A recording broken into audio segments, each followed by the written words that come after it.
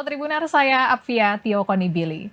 Tribuners, sosok yang akan ngobrol dengan kita saat ini merupakan seorang polisi yang terkena sanksi pemberhentian tidak dengan hormat (PTDH) atau dipecat karena mengungkap kasus mafia BBM. Beliau adalah Ibda Rudi Soik yang dikenakan sanksi PTDH oleh Polda NTT usai mengungkap kasus mafia BBM. Saat ini Ibda Rudi sedang berada di Jakarta karena ada sejumlah agenda terkait dengan meminta perlindungan karena Ibda Rudi maupun keluarganya mengalami intimidasi terkait dengan kasus ini. Langsung saja kita sapa Tribuners, Ibda Rudi dan juga tim dari kuasa hukumnya Bapak Ferdi Maktain. Selamat siang Bapak-Bapak semuanya. Terima kasih waktunya nih dari rangkaian agenda di Jakarta yang banyak. Kemarin saya sudah baca beritanya datang ke Komnas HAM, kemudian ke LPSK juga meminta perlindungan. Hari ini menyempatkan untuk kita ngobrol di Tribun News. Ibda Rudi ini kita tahu sebelumnya, sebelum dicopot, itu jabatannya sebagai Kepala Urusan Pembinaan Operasi KBO Satreskrim Polres Kupang Kota. Kemudian menangani kasus mafia BBM ini ya, Bang. Oke, saya panggil Abang aja. Ini gimana Bang awalnya Bang sampai akhirnya terungkaplah mafia BBM ini Bang? Jadi memang ada beberapa pro dan kontra. Katanya tidak ada kasus niaga BBM ilegal, kan tidak ada. Tapi di momen ini saya bicara. Jadi bermula itu ketika saya mendapatkan pelaporan dari anggota saya sendiri yang saya tidak sebutkan nama mereka. Kalau disebut nanti bisa kena mutasi juga. Lalu dari masyarakat, dari masyarakat terkait kelangkaan di pusaran nelayan. Ya, di Kota Kupang itu dia dikelilingi oleh laut yang mata pencarian masyarakat itu di nelayan. Lalu saya mendapatkan informasi itu, saya melaporkan kepada Pak Kapolresta. Saya melaporkan kepada Kapolresta, Pak Kapolresta bilang selidiki. Itu perintahnya beliau. Selidiki, lalu libatkan semua perwira. Beliau sampaikan libatkan semua perwira. Sekitar bulan apa itu Bang? Juni, sekitar tanggal 15, ya tanggal 15 Juni. Itu awal-awal saya berdiskusi dengan beliau. Saya dengan Kasat CRC selanjutnya, tanggal 22 itu saya didatangi oleh salah satu anggota lah di Polda NTT yang bertugas di bidang reserse. Jadi dia sampaikan ke saya, Abang, kalau nanti nangkap minyak, dampaknya ke Krimsus. Itu tanggal 22. Lalu atas peristiwa itu saya melaporkan kepada Kapolres dan Kasat CRC. Saya melaporkan, lalu Kapolres bilang, Ruth, tegak lurus aja. Pokoknya kamu tegak lurus aja. Nanti kalau ada yang hubungi, saya yang jelaskan. Pada tanggal 22 itu langsung saya perintahkan anggota lewat grup. Saya perintah Kapolresta tangkap BBM ilegal. Itu perintah saya. Berlanjut sampai ke tanggal 24 masih saya perintahkan. Dan Kasat juga di situ, Kasat monitor, tangkap. Perintahnya dalam minggu ini harus tangkap. Lalu tanggal 25 itu kami bergerak. Tapi dari 15 sampai tanggal, kita sudah mendapatkan berbagai informasi siapa itu. Ternyata yang main ini pemain-pemain lama. Yang mulai nimbun ini adalah pemain-pemain lama yang sudah kita sudah tahu latar belakang mereka seperti apa. Kita sudah tahu semua. Lalu tanggal 25 pagi, saya perintahkan anggota semua kumpul. Dan anggota Kasat CRC sampaikan, hantam itu kalau bahasa NTT itu pokoknya tangkap. Itu perintah, pernyataannya seperti itu. Lalu saya didatangi oleh anggota saya 3 orang. Lalu mereka sampaikan bahwa kita cek. Pokoknya intinya dari percakapan itu cek, jangan sampai uang ini masuk ke atas gitu. Makanya ke bos kita. Lalu saya bilang, saya ini langsung bicara dengan Kapolres. Kapolres suruh hantam. Udah, kita ikut perintah Kapolres. Kita loyal ke Kapolres, saya bilang. Jadi itu bahasa saya. Jadi sekitar jam 12.45 tuh, setelah semua sudah kumpul, saya pimpin pergerakan. Jadi jumlahnya ada 12. Saya pimpin pergerakan sampai mendekati Polda. Saya berdiskusi dengan salah satu anggota saya yang membonceng saya. Dia bilang, jangan sampai kalau tidak ke bos atas, ke kasat. Jadi saya saat itu kok dia sudah ngotot terus ngomong ke saya. Ini kan saya sebagai seorang perwira. Jadi saya bilang sudah kita minggir dulu di dekat Polda itu ada satu restoran namanya restoran Masterpiece, yang di dalam restoran itu juga ada karaoke family, baru didirikan 1 tahun. Oke. Jadi saya minta untuk menepi di restoran Masterpiece, yang tempat itu kita tahu bahwa sering digunakan oleh ibu-ibu Bayangkari ketika habis kegiatan, makannya di situ itu sering, dan saya beberapa kali saya layani. Karena itu masuk wilayah hukum Kupang Kota, saya layani. Jadi saya suruh menepi ke situ untuk saya konfirmasi ke Kasat. Jadi setelah menepi saya hubungi Pak Kasat. Dan ini saya kasih informasi terkait minyak ini. Saya bahasa ke beliau begitu. Dia bilang anggota ada dengan saya sudah bergerak. Dia sudah. Nanti tunggu di situ, saya merapat. Beliau akan datang ke tempat situ sekalian kita makan siang dan Anef, kita bicara di situ. Itu beliau punya sampaikan. Lalu karena saya sedikit menunggu, salah satu anggota saya bilang begini, yang dari 11 orang itu. Sudah, Komandan, saya yang pimpin anggota ke tempatnya Ahmad, Komandan menunggu Pak Kasat di sini. Karena kita berpikir kalau takutnya kita hantam, kenanya di Kasat. Ini saya harus buka ke publik. Ceritanya ini mau agenda penyelamatan lah. Saya takutnya saya harus pastikan. Saya pastikan. Karena ini kan bahaya sekali kalau ini ada penegakan seperti ini. Ini ada nanti konflik kepentingan. Berdampak kepada konflik kepentingan. Maka kita harus pastikan. Lalu saya menunggu anggota ini bergerak. Dia membawa 11 anggota itu bergerak ke sana. Pak Kasat juga sampaikan tunggu beliau akan datang. Oke. Karena saya menunggu cukup lumayan sekitar 15 sampai berapa menit gitu. Tunggu kedatangan anggota balik, Kasat datang.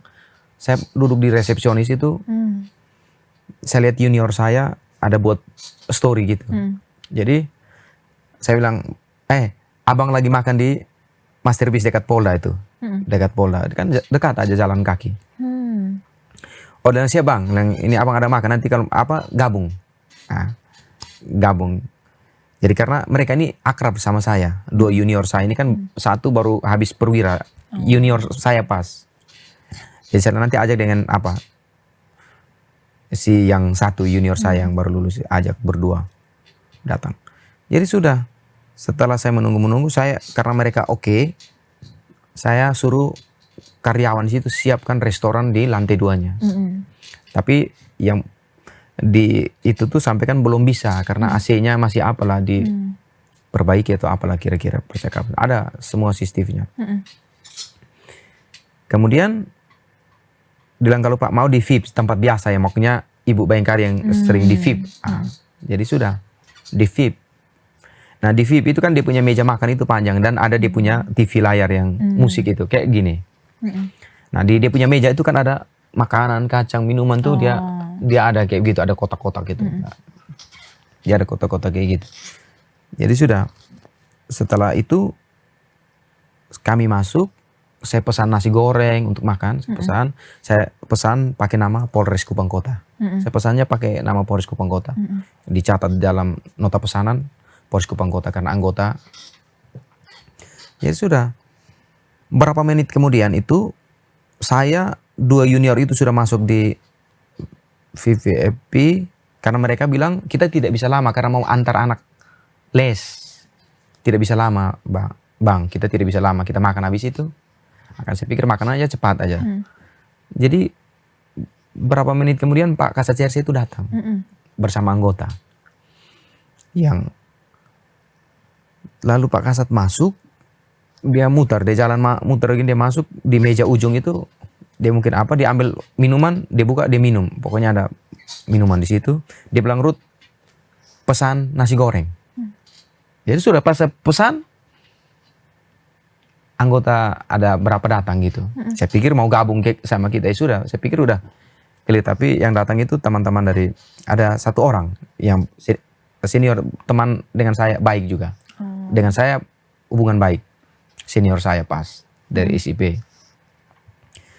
Sudah clear, tapi saya perasaannya tidak enak, jadi saya keluar. Saya lalu tanya anggota, kenapa kalian tidak masuk? 11 anggota ini di parkiran motor. Saya tanya, kenapa kalian tidak masuk? Disuruh pulang, tidak boleh masuk oleh oknum yang merupakan teman Ahmad Ansar ini. Suruh pulang. Jadi langsung saya WA anggota itu. Kenapa kamu ini apa? Oh, dia bilang, oh saya waktu itu saya sampaikan mereka berkerumun di situ. Ini yang saya interpretasikan bahasanya gitu. Lalu saya karena mau katakan bahwa provos mau datang, maka saya suruh pulang. Padahal waktu itu tidak ada provos. Provos yang berpakaian dinas itu tidak ada itu. Oh, jadi atas situasi itu tanggal 25 Juni 2022 setelah saya memimpin mau pergerakan itu. Jadi sudah, saya lapor Pak Kapolres. Oh, Kapolres. Bapak, ada kejadian ini. Lalu beliau sampaikan, ya saya keep ya pernyataan beliau. Saya keep, saya enggak usah ngomong. Jadi beliau menyatakan bla bla bla begitu. Lalu oke. Tapi karena beliau tidak ada perintah suruh menghentikan prosesnya ini kan, kita terus berlanjut. Tanggal 26 saya pastikan memang betul dia main minyak, dia cara membeli minyaknya seperti apa, dia terkoneksi dengan siapa-siapa, itu pada klop di hari. Dan saya mendapatkan data dia punya kontribusi ke anggota saya yang saya pimpin itu. Oh, bawaan saya yang Bang saya pimpin, Rudi. ya. Ada aliran dana ke situ. Tapi dia bukan yang boncengin abang tadi kan? Bukan. Nah, tapi kita ya, lalu tapi saya pikir ya tetap selagi Kapolres belum perintah henti ya kita jalan. Saya konfirmasi ke dia, benar tanggal 27 saya memimpin anggota langsung ke tempatnya Ahmad. Oke. Saya konfirmasi, benar kamu pernah begini, kamu punya izin, tidak punya semua, tidak punya semua. Lalu punya izin kapal. Awalnya dia bilang iya punya, tapi kan Bang, ini belum dijelasin nih, si tokoh Ahmad ini permainan dia seperti apa, Bang? Jadi Ahmad ini saya gambarkan dia, profiling dia tentang siapa dia. Dia ini sudah sering bermasalah hukum di masalah niaga BBM. Pertama dia pernah ditangkap oleh Polres Kupang Kota itu. Residivis. Dia menampung minyak ilegal 6 ton dan membawa dia dalam penjara. Yang kedua, dia ini pernah ditangkap juga oleh Polda NTT, Sabara Polda NTT. Lalu di situ dia terjadi penyuapan ke anggota Sabara Polda NTT. Terkait minyak juga. Minyak dia kasih 30 juta, lalu anggota ini ditangkap oleh si oknum Paminal ini. Tetapi Ahmadnya enggak? Ahmadnya dilepas. Anggota yang diproses. Nah, dengan dalil? Enggak tahu, ini yang kita tidak. Makanya kita waktu fakta penyelidikan kita tahu bahwa anggota oknum Propam ini dengan Ahmad ini punya hubungan baik. Ya karena anggota diproses, Ahmad yang melakukan pidana tidak diproses. Itu dua. Yang ketiga, Ahmad pernah sekitar tahun 2023 ya, atau 2022 itu dia diperiksa terkait dapatnya minyak di perbatasan Timor Leste yang bersumber dari gudangnya Ahmad. Oh, sampai ke Timor Leste, ya. Itu profil ada datanya. Jadi itu kira-kira track record Ahmad. Lalu dia juga pernah si pemain lama. Ya, dia juga pernah ada kaitannya dengan oknum Krimsus yang kemudian oknum Krimsus ini ditetapkan sebagai tersangka. Lagi, justru anggota yang kena lagi, dua berarti yang kena udah. Punya korelasi dengan Ahmad, tapi Ahmad waktu itu tidak disangka, tapi anggota Krimsusnya ditersangkakan. Jadi kondisi-kondisi dia seperti itu, maka kita tahu Ahmad itu residivis. Orangnya baik Pak Ahmad itu, orangnya baik, tapi kita tidak tahu siapa di belakang dia. Nah, kalau itu yang sementara kami ini, kira-kira seperti itu.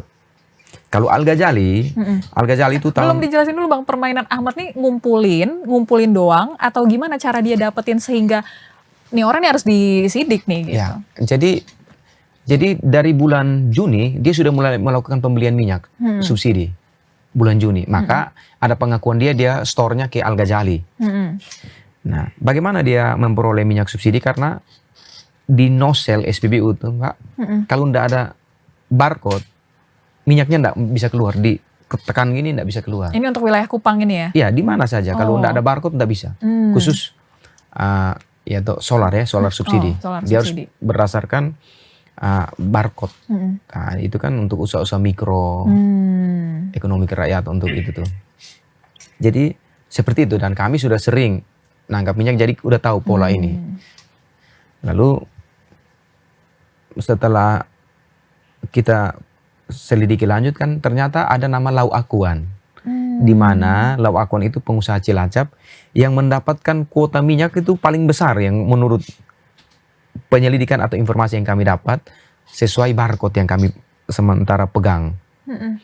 Jadi Lau Akuan itu memiliki belasan kapal, tetapi yang kami dapat dia memiliki 4 barcode dengan kuota tuh per harinya bisa sampai 5 ton, 4-5 ton. Nah, ini yang menjadi saya bilang ini yang harus dibuka. Kenapa yang bukan nelayan NTT memperoleh barcode untuk kepentingan nelayan? Kan dia mendapatkan barcode untuk minyak subsidi, kepentingannya untuk nelayan. Tetapi kan dia ini kita ketahui bukan nelayan. Di dalam peraturan tentang perikanan itu kan harus kalau usaha-usaha mikro itu dia semacam penggabungan beberapa nelayan, baru diberi rekomendasi untuk kegiatan nelayan gitu. Beliau ini dia untuk operasinya pengusaha kapal aja gitu, bukan nelayan? Dia bukan nelayan. Termasuk Ahmad pun nggak dapat. Ahmad memiliki barcode seperti punya Lau Akuan. Ini yang sementara kita selidiki. Karena dengan gampang dia mendapatkan minyak subsidi. Ini sebenarnya ini yang saya anggap bahwa dugaan saya inilah yang disebut dengan mafia. Bukan masalah ada minyak 1 jergen, ada minyak 1 drum, tapi cara niaga. Bagaimana dia membeli minyak dengan cara yang benar ataukah tidak. Ini yang harus kita selidiki. Kan begitu. Gitu. Oke. Kemudian dari Ahmad ini, dari pengakuan Ahmad, dia memberikan minyak-minyak yang dia tampung itu ke Al Ghazali. Iya, 2 kali dia bilang. Makanya saya, nah setelah Al Ghazali ini, kita juga tahu Al Ghazali ini juga pernah saya tangkap salah satu temannya Al Ghazali. Di situ kan ada transaksi uang Al Ghazali dengan si orang yang saya tangkap itu. Tapi dalam proses penyidikan itu saya tidak dimasukkan di dalam sprint. Itu kalau diusut kembali bisa kebuka lagi korelasinya. Oke. Berarti sekarang ini yang diusut terpaksa berhenti. Ya. Kasus ini, pengungkapan mafia BBM ini, dengan Abang diberhentikan juga. Ya, saya diberhentikan ini perlu saya garis bawahi setelah saya pasang polis lain tanggal 27 Nah, itu Juni. dia yang mau kita obrolin. Tanggal 20 Juni saya buat laporan, saya pasang polis lain, perintah anggota pasang polis lain. Lalu hari itu juga ada 2 laporan polisi untuk saya. Tentang yang kejadian tanggal 25 itu katanya saya datang sama Polwan loh. Kan dibangun tuh istri, kami itu ada 15 orang. Ada 15 orang yang berada di situ. Itu CCTV nggak bisa bohong. Tapi yang saya lihat kan di salah satu televisi nasional tuh kelihatan gelap. Itu Mbak, itu tempatnya terang Mbak. Gitu. Ini perlu kan harus benar. Itu waktu itu siang hari dan tidak terbantahkan bahwa keberadaan saya di situ untuk makan siang. Itu tak terbantahkan dalam sidang. Gitu. Pesanan notanya makan, saya mengajak untuk makan, anggota datang untuk makan, kasat serse datang juga untuk makan. Jadi persesuaian itu jelas. Dan termasuk yang saya pesan di resepsionis untuk makan. Tapi saya dituduh berselingkuh, saya berkeroke, saya bersama istri orang. Kan narasi itu dibangun. Padahal ini nih semua polisi, tidak ada satu yang masyarakat sipil. Semua itu kami polisi, terdiri dari 3 poluan, 12 polisi laki-laki.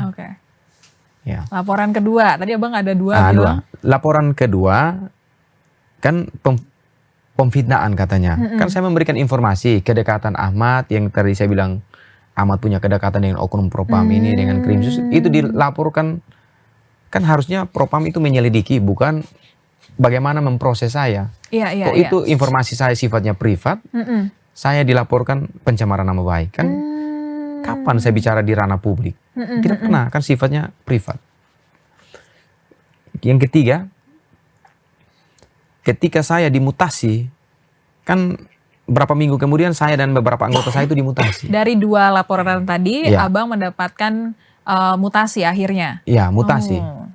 Saya dimutasi lagi. Mm. Saya dimutasi baru tanggal 18 Juli saya dimutasi.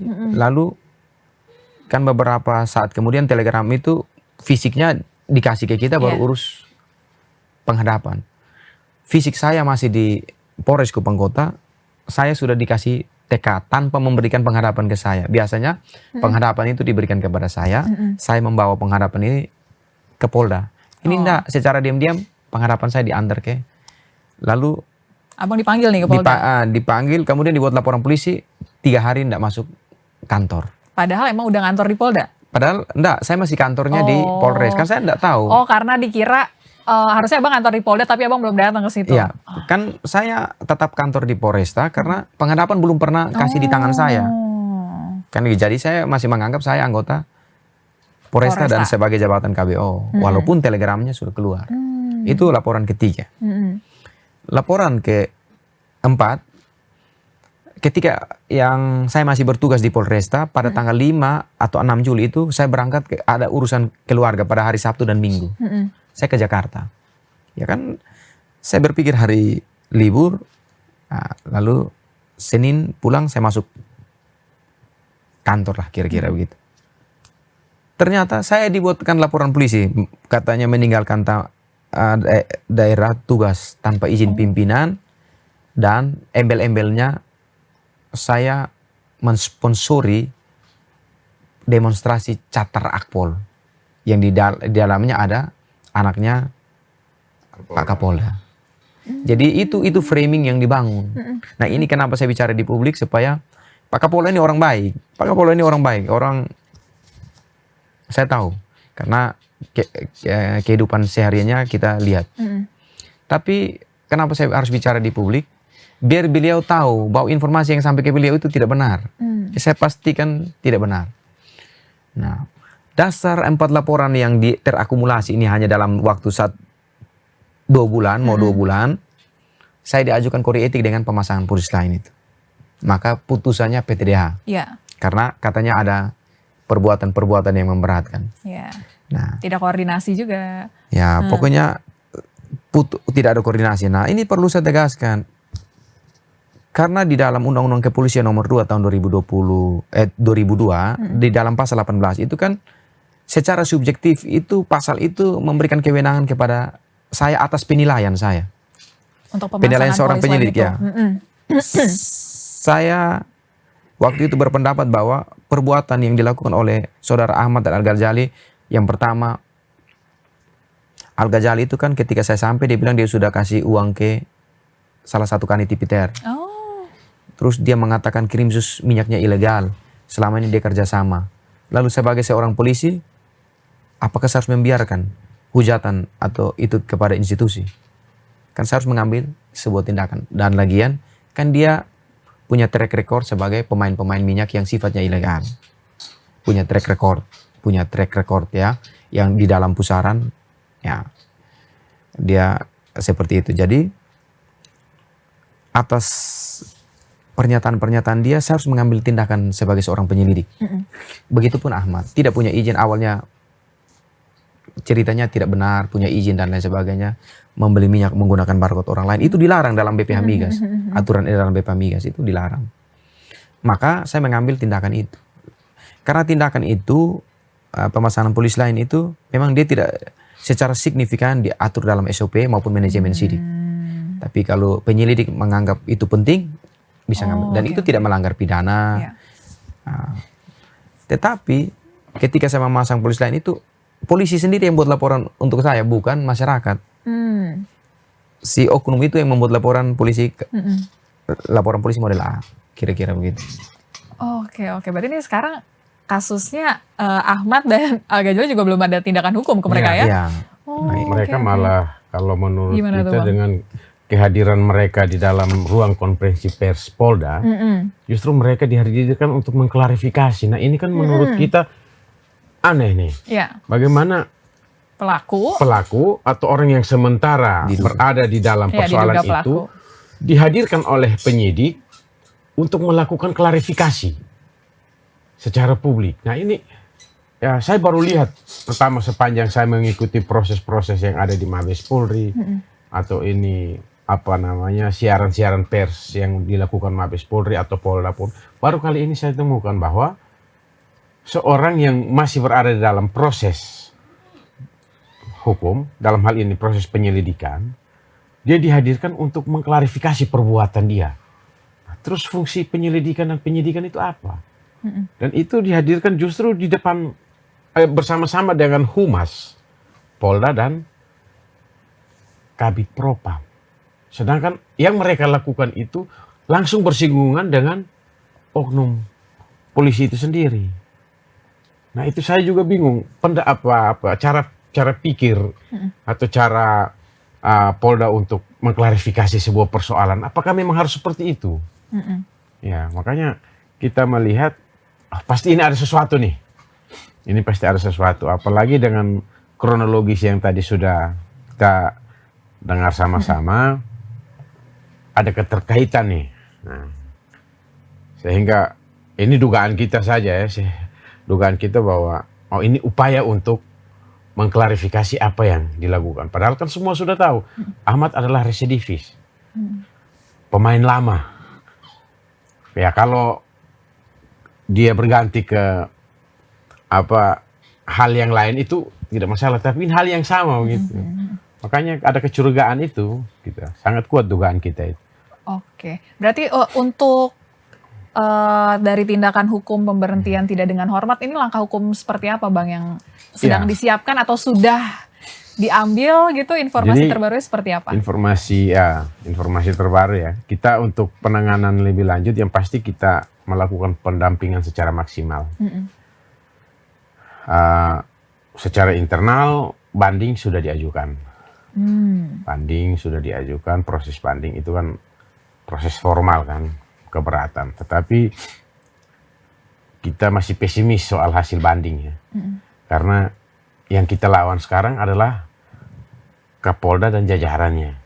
Lalu kemudian banding itu akan diperiksa oleh Kapolda dan jajarannya kan. Ini apa hal yang menurut kita yang penting bahwa kita masukkan saja dulu.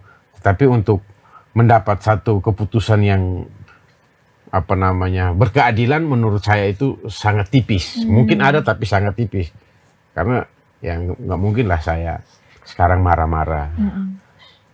Kak kan, lalu kemudian kakak memutuskan, oh saya tidak bersalah, itu kan nonsen menurut saya. Nah kemudian karena kita berpikir soal itu, kita coba mencari keadilan di tempat lain.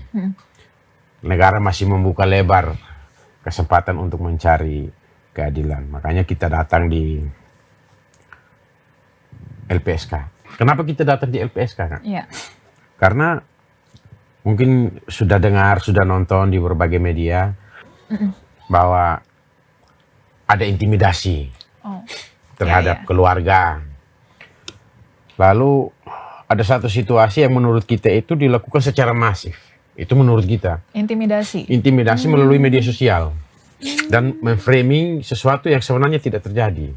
Jadi berkaitan dengan framing hal-hal negatif yang tidak terjadi. Misalkan menurut dugaan kita ada pihak-pihak tertentu yang mengakomodir apa organisasi-organisasi tertentu untuk kemudian datang dan melakukan aksi di depan Polda dan melakukan framing-framing. Misalkan Rudi pernah melakukan pengiriman TKI, punya perusahaan. begitu. Nah, di sini berkaitan dengan TKI saya mau jelaskan bahwa 2014 itu proses itu sebenarnya sudah selesai. Yang namanya John Lim, satu pemain besar ya, kemudian ditangkap dan ada buku, satu buku yang kemudian di dalam situ ada tercatat nama Rudi. Dan itu sudah dikonfirmasi secara hukum dan sudah dinilai secara hukum. Ternyata itu tidak ada. Tidak ada. Dan yang tangkap Johnny Lim adalah orang Polda sendiri. Itu tidak ada. Oke. Tidak pernah terjadi. Mm-mm. Nah, sehingga menurut kita tidak perlu kita mengklarifikasi kepada orang-orang yang tidak paham. Karena kalau kita bicara sama orang bodoh, apapun yang kita bicara, dia akan tetap mempertahankan kebodohan dia kan begitu. Jadi